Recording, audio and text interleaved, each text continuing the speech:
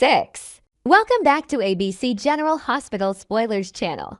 Today we will learn about the issue that's pulling Jason Morgan back into the shadows of doubt, mystery, and relentless pursuit. The latest development takes us deep into Jason's obsession with one singular question that has haunted him for over 3 years. Is Britt Western still alive? The emotional weight of her presumed death, the unanswered questions, and a strange new twist at a New York airport are pointing to something far more calculated and sinister than anyone imagined. Let's dive into how Jason's instincts are once again guiding him through a tangled web of deception, false leads, and a new face hiding behind Britt's identity. It all started with a glimpse. Several days ago, Jason caught sight of a woman at an airport just for a brief moment who looked uncannily like Britt. The hair, the posture, the way she moved. It wasn't enough to be sure, but it was enough to unsettle Jason and reopen the wound that had never fully healed. He couldn't ignore the possibility. Jason had lost too many people, and Britt's death had never truly added up in his mind. Her departure was filled with questions. Even her final moments were shrouded in inconsistencies. Still, Jason kept quiet all these years out of respect, out of grief until now. After spotting the mystery woman at the airport, Jason launched into action. He reached out to Liesl Obrecht, Britt's mother, hoping for any kind of clue, any indication that what he saw could be true. Liesl, however, shut him down. She told him plainly that Britt was dead, that Jason was chasing ghosts, and that his refusal to move on would only bring pain to everyone involved. Still, Jason wasn't convinced. He visited General Hospital and quietly approached Elizabeth Weber, asking if there had ever been any flagged inconsistencies in Britt's medical records. Liz reviewed everything carefully, but according to the hospital system, all was normal. Nothing suspicious stood out. No last-minute entries. No aliases. No changed autopsy files. Jason was at a dead end. Then everything changed again. While returning from a meeting in New York, Jason was walking through the terminal when he once again caught sight of someone who looked exactly like Britt. Same build, same hair, even similar eyes. But this time, Jason acted on instinct. He didn't hesitate. He ran after her. He caught up to the woman just before she could disappear into the crowd, placed a hand on her arm, and turned her toward him. "Britt?" he asked. She looked confused. The woman pulled back, staring at Jason with wide eyes, and said she didn't know who he was. Her voice was different, her accent slightly off, and her reactions didn't match. Jason was thrown for a second, but he couldn't shake the certainty that something was wrong. The woman claimed not to know him, but her body language betrayed discomfort, even fear. And then Jason saw a seam near the edge of her jawline, just behind the ear. It was faint, but visible. That was all Jason needed. Acting on instinct and training, Jason pulled the woman aside and carefully pulled back the edge of her prosthetic face. What he found left him stunned. The woman wasn't Britt at all. She was a stranger. A woman in her 30s, dark-haired, but clearly wearing a sophisticated mask, one designed to mimic Britt's face down to the smallest detail. The deception was deliberate. When questioned, the woman broke quickly under pressure. Her name was Sophia, and she confessed that she had been paid to travel through major U.S. airports wearing the mask. The goal was to walk quickly, always be seen in public, never engage anyone directly, and vanish before being approached. She didn't know why. The only detail she gave Jason was that a man had hired her someone she never met directly. All communication was through encrypted messages and a courier who delivered the mask. She was promised a large sum of money to follow the instructions and never remove the mask in public. Jason was stunned not just by the bizarre nature of the operation, but by what it implied. Someone wanted Jason, or someone else, to believe Britt was still alive. Someone was orchestrating an illusion, planting images of Britt at just the right times and places to trigger suspicion and hope and possibly to distract or manipulate. But for what purpose? Jason's mind raced. Was this some kind of psychological manipulation? A trap to throw him off course from another mission? Was someone testing him?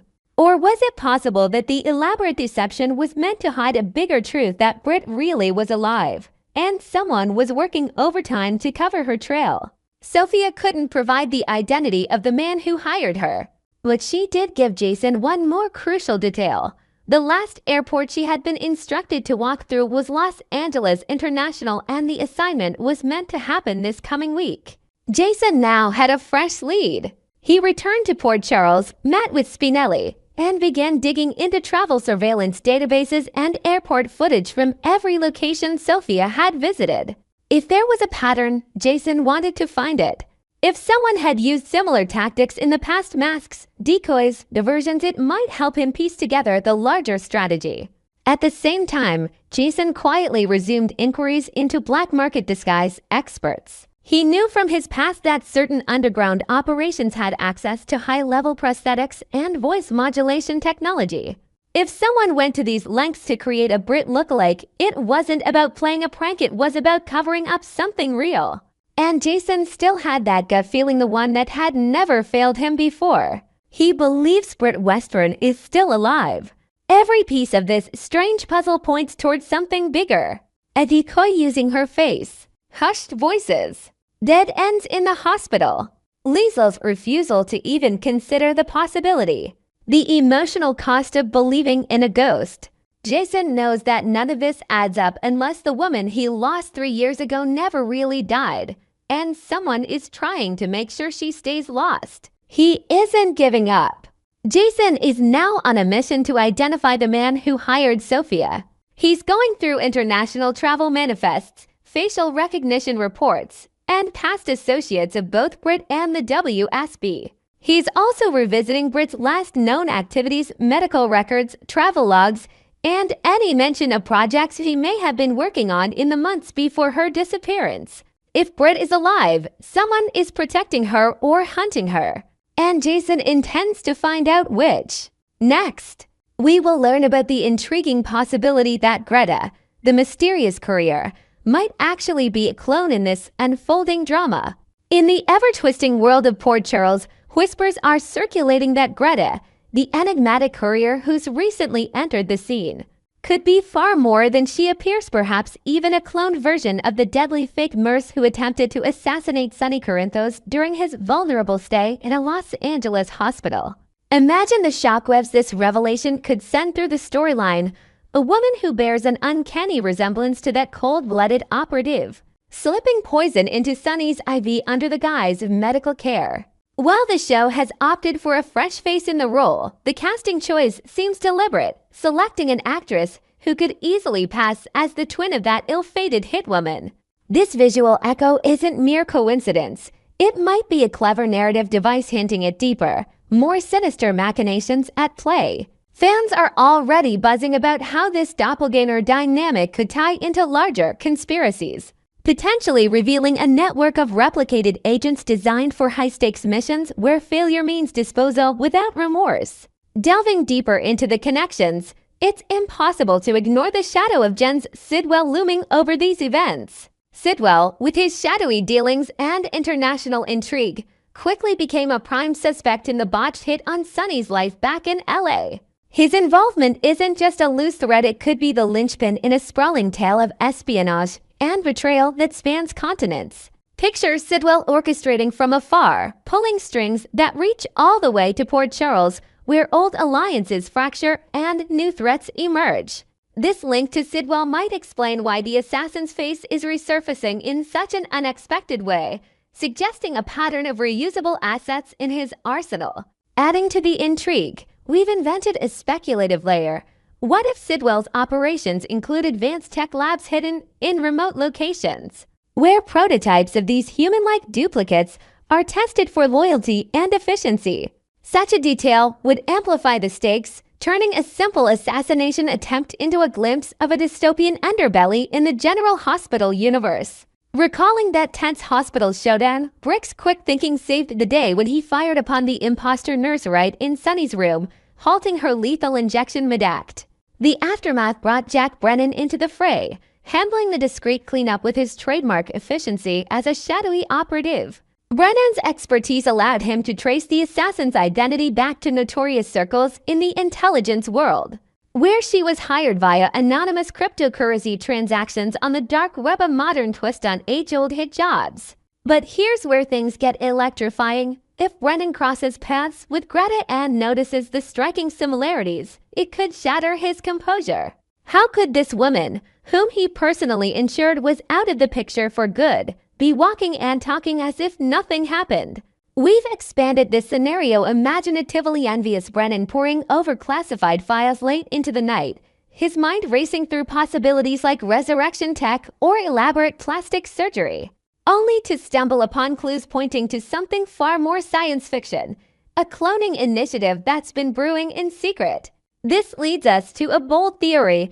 What if Sidwell and his enigmatic partner have access to a fleet of clone couriers engineered to be the perfect, disposable tools for their schemes? These replicas would be ideal, highly trained, utterly obedient, and replaceable should one fall in the line of duty. Programmed with precision skills in stealth, combat, and deception, they could execute orders without question, making them invaluable in a world of double crosses. Inventing further details, let's suppose these clones are created in underground facilities equipped with cutting-edge biotech, where genetic material from top assassins is harvested and replicated to produce an army of lookalikes.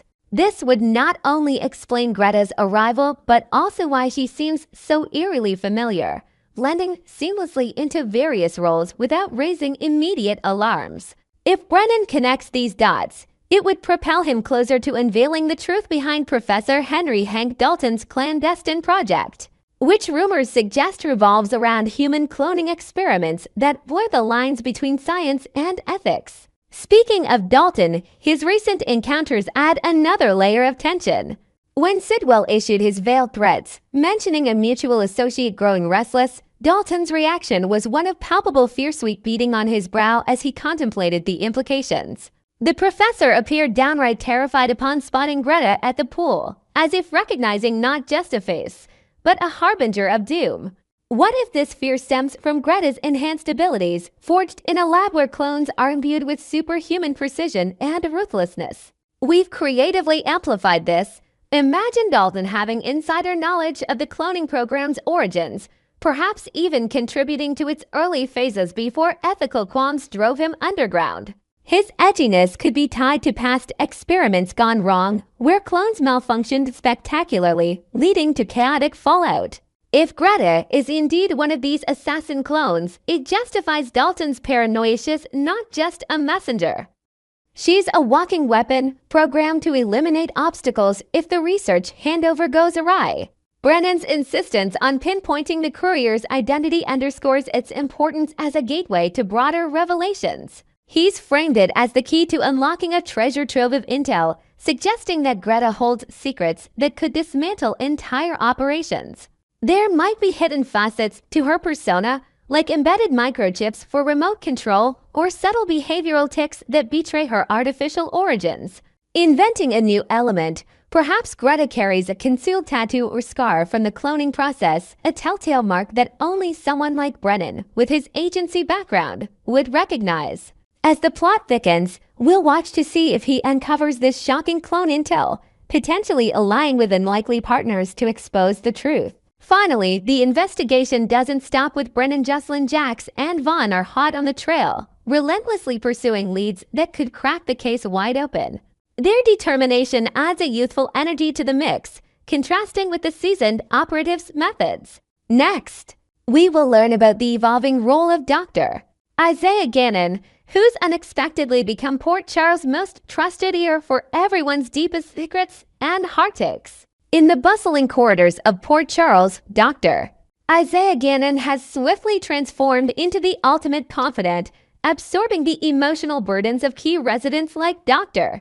Portia Robinson and Willow Corinthos, among others. This talented surgeon, who made headlines with his life-saving heroics, now finds himself more often in heartfelt conversations than in the operating room, prompting fans to speculate on whether this shift signals a deeper narrative arc. Originally bursting onto the scene with a dramatic liver transplant that pulled Lulu Spencer back from the brink, Isaiah's presence hinted at high-octane adventures. Yet he's been relegated to a supportive listener, a role that's both endearing and frustrating for viewers. To enrich this dynamic, imagine Isaiah maintaining a private journal in his dimly lit apartment, jotting down anonymized insights from these sessions, which could later become a plot device, perhaps a leaked entry that exposes hidden truths and draws him into unintended conflicts. This inventive twist would heighten the intrigue, showing how his empathetic nature might inadvertently make him a target for those fearing their secrets could spill.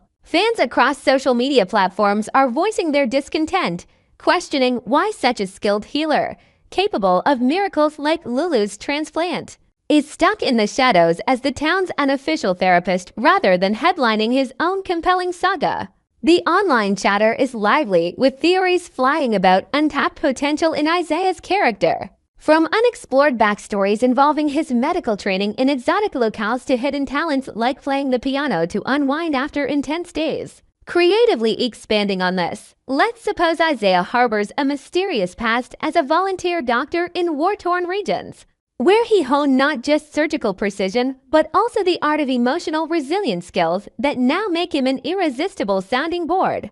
This added layer explains his calm demeanor amid the chaos, but it also fuels fan frustration that he's not yet unleashing this depth in a starring role, perhaps saving it for explosive reveal that ties into Port Charles' underbelly of intrigue. With romantic sparks between Isaiah and Jordan Ashford currently simmering on the back burner, the possibility looms that his position as everyone's go-to advisor could spark a fresh love interest or plunge him into perilous plot twists. The chemistry that once crackled between them has been paused, leaving room for new connections to form amid the confidences he collects. Inventing a new element here, envision Isaiah receiving anonymous late-night calls from an unknown admirer who's been eavesdropping on his conversations, turning his listening sessions into a gateway for flirtatious banter that evolves into something more substantial. This could complicate matters, especially if it intersects with Jordan's world, forcing her to confront jealousy or reevaluate her priorities.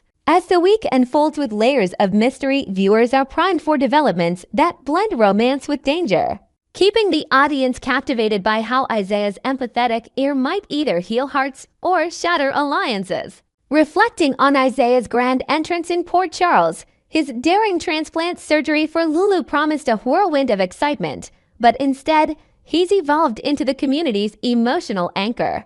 Much to the chagrin of devoted fans posting impassioned pleas online for more action-oriented storylines, Portia has leaned on him heavily, pouring out frustrations over her fracturing marriage to Curtis Ashford and the relentless pressures of her chief of staff duties at the hospital, painting a picture of a woman on the edge.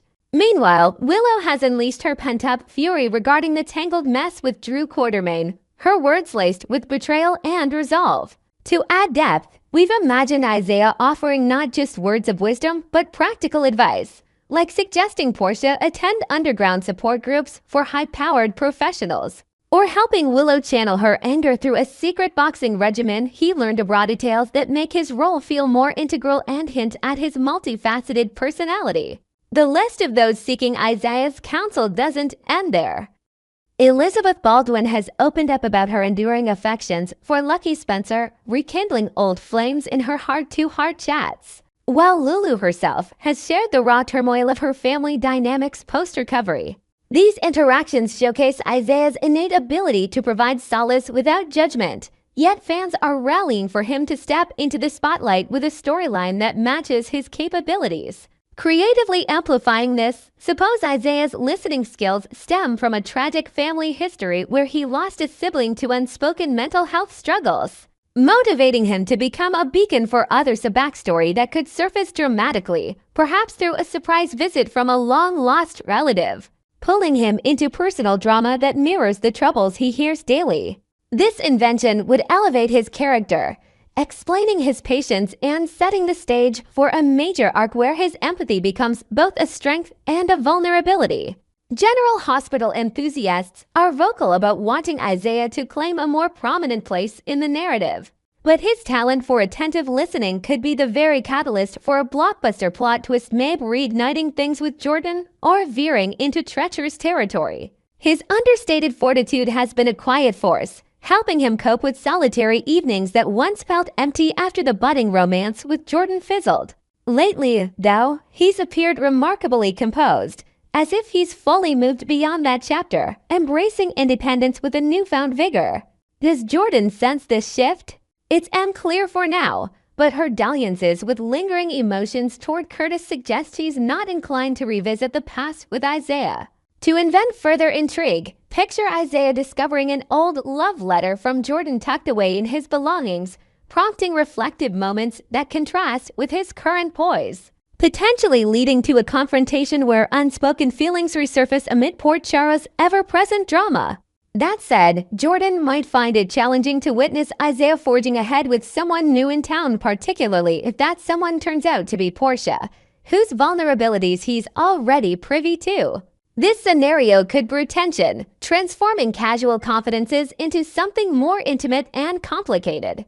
Delving deeper with a creative addition, imagine a stormy night where Portia seeks shelter at Isaiah's door after a heated argument with Curtis, leading to a moment of unexpected closeness that blurs professional boundaries and ignites rumors swirling through the hospital halls. Such a development would underscore how Isaiah's role as listener positions him at the heart of potential romantic entanglements, making his every interaction ripe with possibility. As we explore Isaiah's surprising prominence as a confidant, the fanbase is buzzing with anticipation for him to transcend this supportive part and dive into meatier material. Will a reunion with Jordan materialize once her covert operations involving Jen Sidwell conclude?